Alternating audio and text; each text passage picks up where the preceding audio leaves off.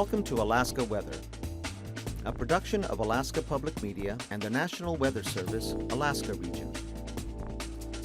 Produced and broadcast daily from the studios of KAKM, Alaska Weather provides complete forecasts, public, marine, and aviation for all of Alaska. Alaska Weather is made possible by the following sponsors.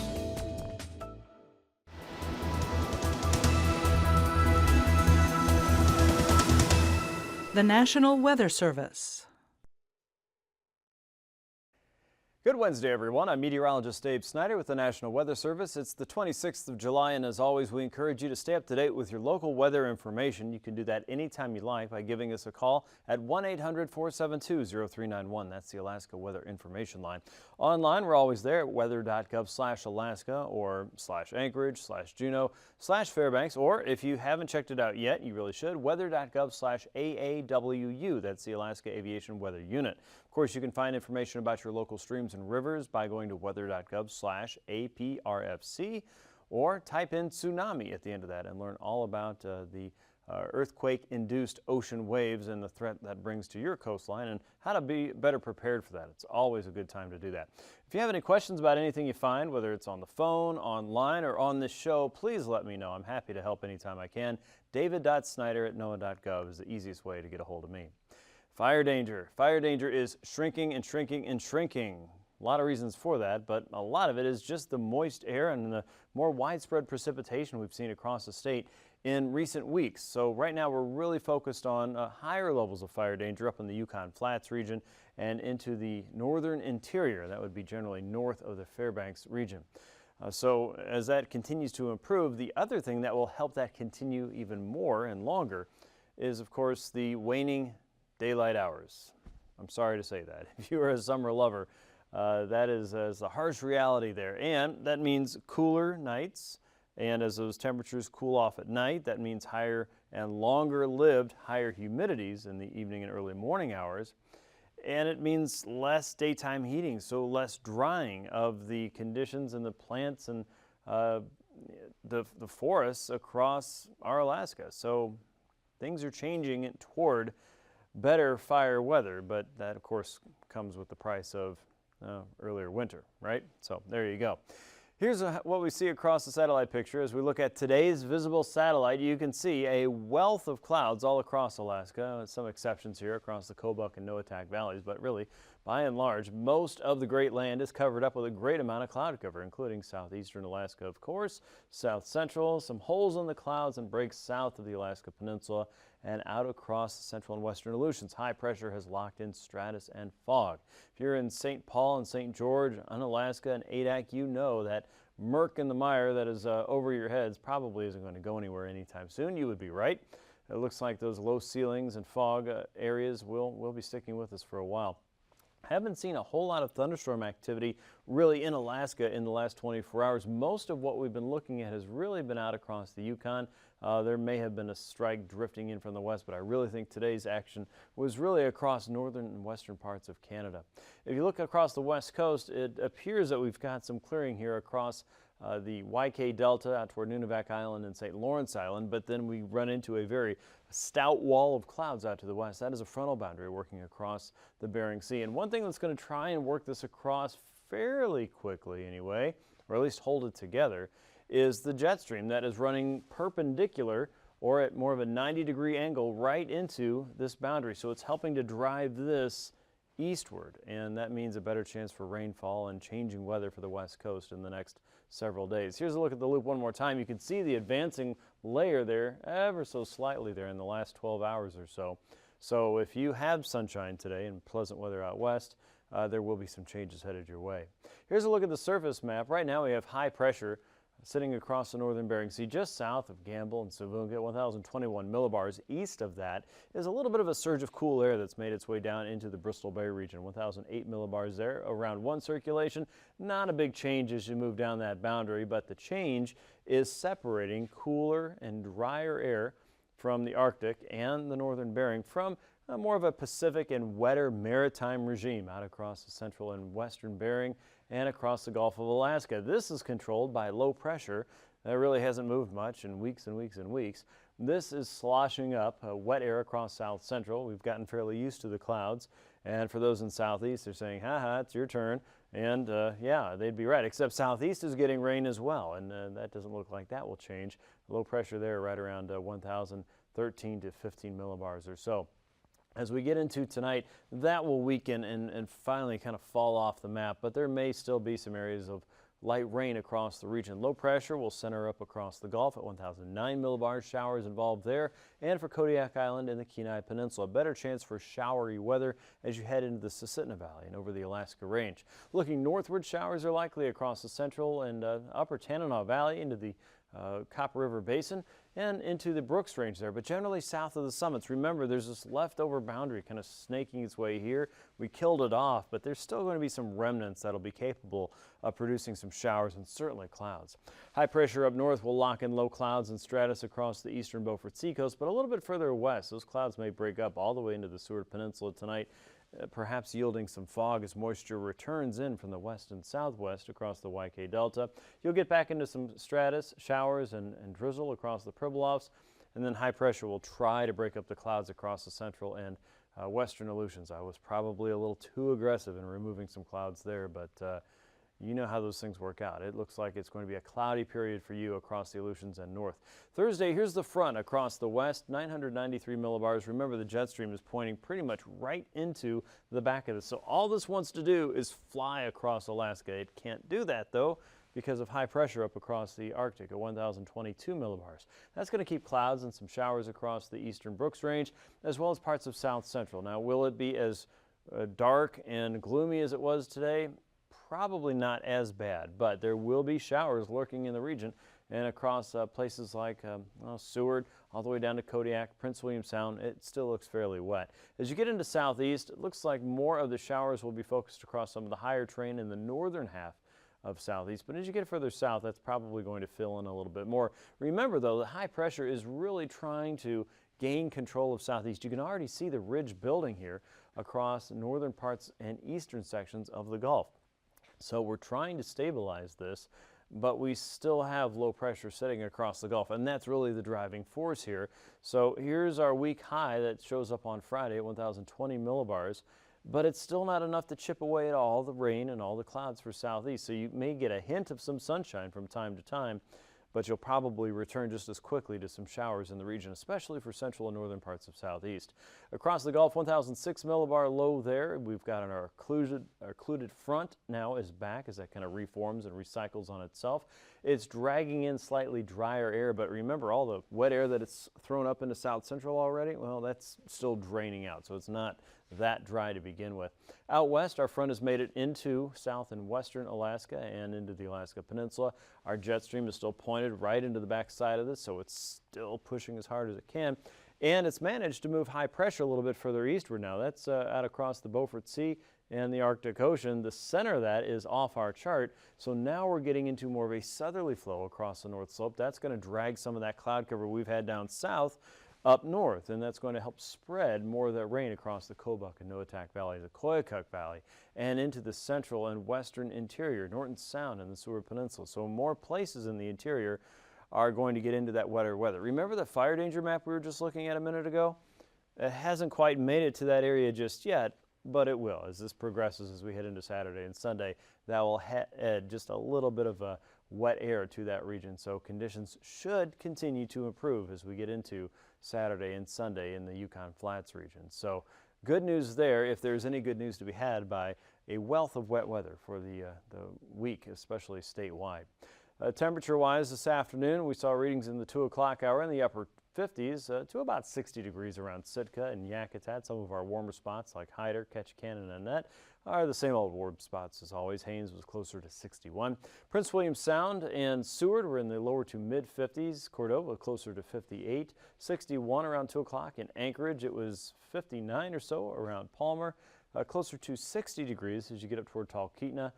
Near the Rainy Pass region in Puntilla, 55, 72 around Fairbanks. It was 66 in Eagle. A little bit cooler down toward Northway today. Fort Greely was 68. Lower 70s around the Yukon Flats. And once again, if you're thinking about that fire danger map, this was that region. And this has been one of the warmer and drier spots for weeks and weeks and weeks. So no wonder it's hanging on to that higher than normal fire danger than what we're seeing elsewhere in the state. 50 degrees around AKwx Pass today. From Barrow down to AKwx and eastward, it was in the 40s with places closer to Wainwright and Point Hope and Point Lay in the 40s and 50s this afternoon. We saw Kimberley at 57. Kotzebue was an even 60 degrees at 2 o'clock, 63 in Nome, 61 for Unalakleet, and Galena was closer to 60 degrees, 54 out around St. Lawrence Island, 56 for Bethel, and as you get out toward McGrath, it was 64 mid-afternoon. Bristol Bay temperatures in the upper 50s and lower 60s, not too bad, and the Alaska Peninsula back in the 50s with Sandpoint closer to 57. Dutch Harbor and Unalaska 55, St. Paul 51, St. George wasn't reporting today, and lower 50s for Atka with Adak at 63. Shemya stuck in the murk at 49, 2 o'clock. Overnight low temperatures will hover in the lower to mid 50s for some of our lower terrain and valleys for the upper Kuskokwim and lower to mid Yukon, all the way up into the Yukon Flats where temps there could reach about 51 for Fort Yukon itself. Lower to mid 50s for south central, southeast, in the lower 50s. The north slope anywhere from the upper 30s to lower 40s all the way out toward Kaktovik. Bristol Bay temps closer to 50 degrees and 47 in St. Paul. Nome, you're up to 54 tomorrow. Look at the heat across the Yukon Flats all the way through the Tanana Valley into the upper Kuskokwim and Bristol Bay, upper 60s to even mid 70s as you get into the interior there. Fairbanks 74, south central mid 60s to lower 70s into the Susitna Valley, lower 60s for southeast. Kodiak Island about 58. And Nome again 54 with Dutch Harbor and Unalaska at 57. Flying weather, you're going to notice the worst impacts out across the west, it looks like. IFR conditions to start for the YK Delta, St. Lawrence Island, St. Paul and St. George and into Bristol Bay, as well as parts of the Gulf of Alaska and southern southeast and the eastern and central Beaufort Seacoast in the morning. Some improvement there in the afternoon. MBFR pulls away from the coast, but IFR gets closer to the west. Seward, or the Nome region, as well as the Seward Peninsula and Nunivak Island, out across the western Capes, St. Paul and St. George, the Alaska Peninsula and the chain, and IFR pushes closer to Prince William Sound, perhaps Cordova. Seward will be close to that, as well as Kodiak tomorrow afternoon. So be on your guard in southeast with MVFR on the move northward across central parts of southeast. Here's your pass conditions. Aniktuvic and Adigan Pass we expect to be VFR. Most interior locations should be pretty okay. MVFR conditions to start for Lake Clark and Merrill Pass. Improvements to be had there in Rainy Pass during your Thursday as well. Windy Pass we expect to see a start around marginal conditions. Isabel Pass the same, VFR by the end of the day. Mentasta Pass, VFR conditions should prevail through the afternoon. Teneda Pass we expect marginal conditions in the morning, and Portage Pass will probably hang on to that at least through parts of the afternoon. Chilkoot and White Pass also looking for improvements during the day to VFR. Freezing levels indicate there is a cool pool of air across the northern Gulf and parts of central and southern southeast and the western Gulf. Levels there below 8,000 feet. But out to the west, that building ridge has levels as high as 12 to 14,000 feet. So there's still plenty of warmth out there. Most interior locations running between 8 and 10,000 feet, and west coast locations between 10 and 12. Icing potential, though, with all that combined and the moisture present, yeah, there is icing potential, but it's way up there, above 10,000 feet. So most general aviation concerns won't see a significant impact from any icing threat for your Thursday, but make sure you check before you take off, as always. Jetstream has our strongest weather right here, moving across the Bering. That superhighway of weather, remember, it's pushing that surface front across the Bering and gradually into the west coast, pushing out high pressure at the surface and trying to take over with more of a showery and unstable regime for more of the west coast as we go forward. So that is the weather maker as it stands through the rest of the week. At 9,000 feet, here's our broad westerly flow sweeping across the Bering, 25 to 40 knots there, and then diverging across the west because of high pressure down to the south and high pressure to the north. We have a west and northwesterly flow across Bristol Bay and the Alaska Peninsula, weak low pressure across the Gulf, and weak winds across the interior, but stronger winds across Kotzebue Sound, anywhere from 45 knots or so or stronger across northwestern sections of Alaska. Light winds coming ashore for 15 to 20 knots or so across southeast. At 3,000 feet, low pressure here is guiding southeasterly winds weakly across the north and western Gulf. A little stronger for Shelikof Strait at 20 knots, and our trough of low pressure is driving winds in from the south across the north and western coast at about 40 knots. Otherwise, weak winds once again for the interior, 10 to 20. turbulence. We expect greatest impacts across the Beaufort seacoast below 4,000 feet and the northwest. Remember those fast-moving winds? That could turn things up just a little bit more. Let's say light chop right now across the West Brooks and Kotzebue Sound in the western end of the Seward Peninsula, perhaps including Nome. We're also going to be watching the central, eastern, and western chain below 4,000 feet for some chop there with the winds moving across the region. That's a look at your aviation forecast. I'm back with your marine weather here in just a few minutes. Stay tuned.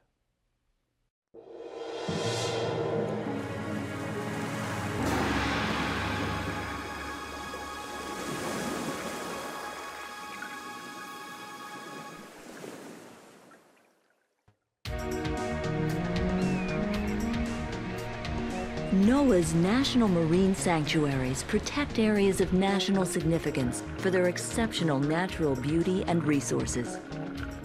Research and monitoring expeditions provide scientists with valuable knowledge about the biodiversity and ecological integrity of these fragile underwater systems. The knowledge does not come easy. Their mission is challenging and sometimes dangerous. But these risks pale in comparison to the wealth of information that awaits them. This is Expedition Sanctuary Quest.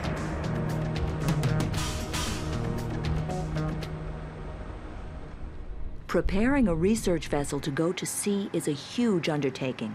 Over the course of one day, the empty ship transforms into a high-tech research platform. Tons of equipment, provisions, and supplies have to be loaded and stowed. The crew must double-check every last detail. Once at sea, the ship must be entirely self-sufficient. To keep everything running smoothly, the crew charts a cruise plan to coincide with the schedule of research. The goal of this expedition is to assess the health of offshore and nearshore marine ecosystems. The NOAA ship MacArthur will spend 2 months at sea, focusing on all the national marine sanctuaries along the West Coast, from Southern California to Northern Washington. Research takes place around the clock, and as night closes over the sanctuary, a team of special map makers deploy their side-scan sonar. The sonar will provide acoustic information to make detailed maps of the ocean floor. As one set of scientists are finishing up the night shift, another is being called to start their day. Wake-up calls come early, usually before the sun is up. Hey, Sarah. By dawn, Chief Scientist Sarah Fangman is on the bridge, checking the plans for the deployment of the remotely operated vehicle. Our weather has turned a little bit, and so we're going to have to move to a more protected area where we can work. Well, as long as we're heading in this direction, because the weather is forcing us that way, we'd like to stop. Once calmer waters are found, the science continues. The remotely operated vehicle crew prepares their machine for its dive. The ROV allows the scientists to penetrate the unexplored depths, which account for 90% of the ocean. There is no idle time. While the ROV is being prepared, another group of scientists takes seawater and surface plankton samples. As the samples are collected, they go straight to the onboard lab, where they are processed and analyzed. The ROV can stay down many hours, whereas divers are limited with supplied air, and we can rotate shifts and go 24 hours a day, 7 days a week. The cameras on the ROV are the scientists' eyes into the ocean. These cameras will confirm what the scientists have found through the side-scan sonar mapping. The ROV also allows scientists the opportunity to do species counts and more detailed habitat classification. Yes, look at the anemones and the corals, cup corals. Oh yeah. That is excellent. gorgeous. Excellent. Habitat's changed dramatically. Yeah. Oh, did you nice see it just one. caught Right. that? Yeah. Did you see that? Oh yeah. A research ship can be a dangerous place with hazards all around. Everyone must be alert to these and know how to deal with emergencies. Fire and evacuation drills are performed without warning at any time of the day or night. As the science work goes on, the ship's crew also works around the clock. Engineers keep the engines operating properly, while the deck officers constantly monitor the ship's location. The deck crew operates all the machinery needed to perform the research, and the galley crew has to be sure all 40 people on board get fed. As night falls again, another shift of scientists begin their work in trawling for plankton. Half moon out there, so there's quite a bit of light, which will affect how fast and how high these critters come up in the water column. Okay, watch the slack there, folks. Okay, got her. Let her go. One more step in measuring productivity of an area. Juvenile deposits, krill, squid, copepods. After a long, wet night, dawn finally comes. The ship begins a transit to the next area for work. As miles of ocean slide beneath the hull, the observations and data collecting continue. Seabird and marine mammal observers are out working. Bird and whale counts help determine the health of a given area.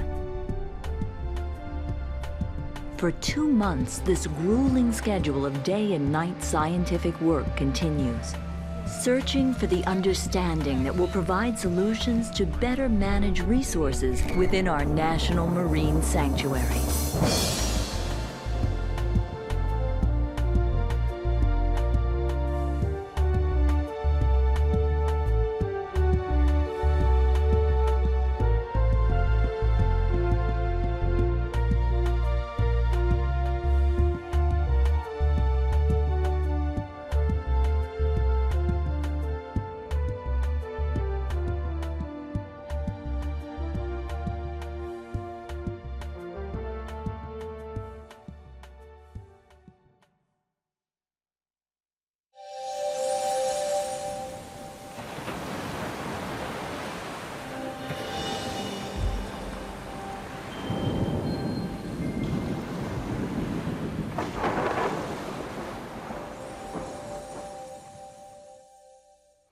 It's time for a quick check of today's sea ice edge, and the blue areas, of course, are the marginal ice with concentrations below 80%.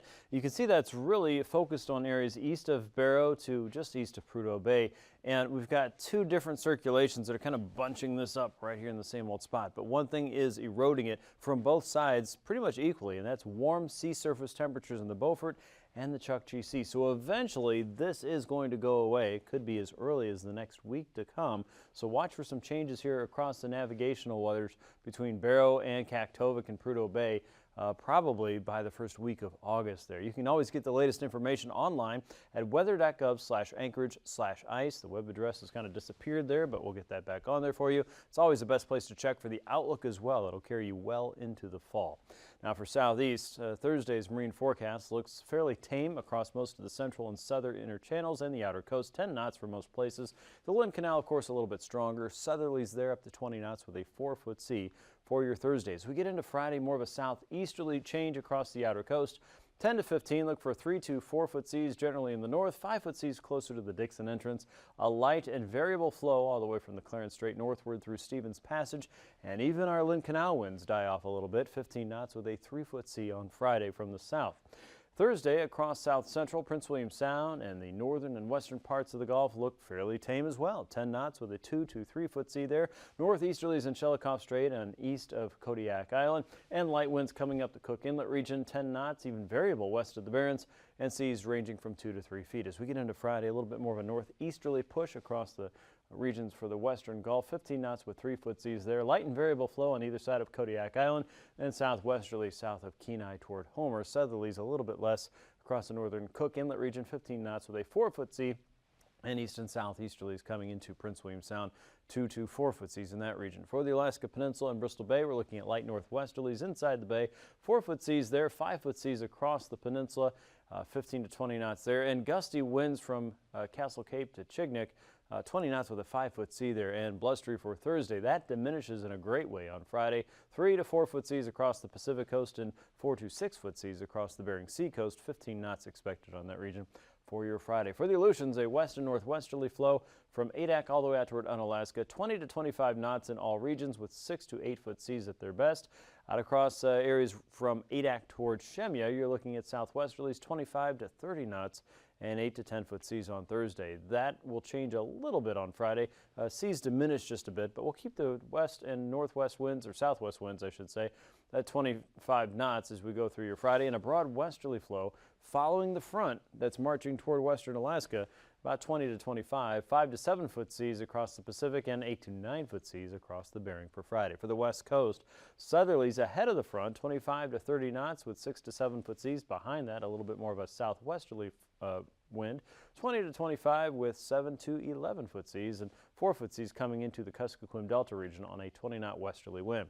That becomes southwesterly following the front, 15 to 20 knots, and as we get up towards St. Lawrence Island, 8 foot seas there, 9 foot seas around St. Matthew, and for St. Paul and St. George on that 20 knot wind for your Friday. For the north slope, easterlies blowing in, again working over some of that warmer water, 20 knots with 3 to 4 foot seas, south and southeasterly winds for the Chukchi Seacoast, and out of Kotzebue Sound, a stronger southeasterly flow, 25 knots with a 5 foot sea, 6 foot seas up toward Point Hope and Cape Lisburne.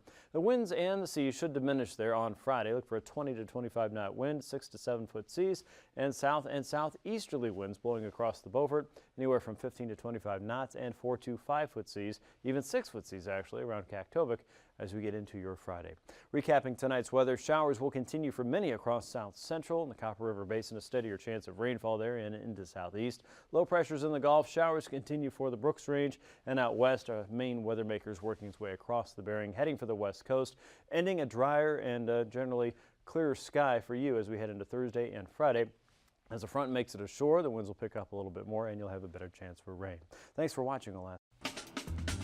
These forecasts are to be used for planning purposes only. Call 1-800-WX-BRIEF for a formal pre-flight briefing. Always file a flight plan before you go flying. The U.S. Coast Guard Auxiliary urges you to leave a float plan with a friend or the harbor master before you go boating. Alaska Weather is made possible by the following sponsors.